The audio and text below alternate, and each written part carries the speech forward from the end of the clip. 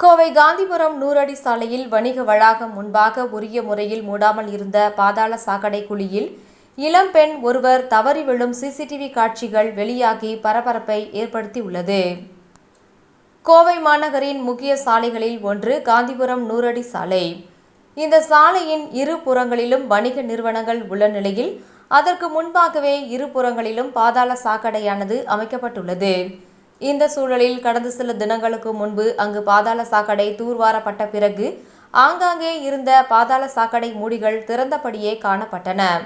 இதுகுறித்து பொதுமக்களும் வணிக நிறுவன உரிமையாளர்களும் பல முறை மாநகராட்சி அதிகாரிகளுக்கு தகவல் அளித்துள்ளனர்.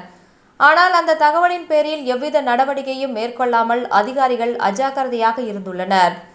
இதனிடையே கடந்த 2 தினங்களுக்கு முன்பாக அவ்வழியாக நடந்த சென்ற இளம் பெண் ஒருவர் திறந்து கடந்த பாதாள சாக்கடை குழியை கவனிக்காமல் திடீரென குழிக்குள் விழுந்துள்ளார்.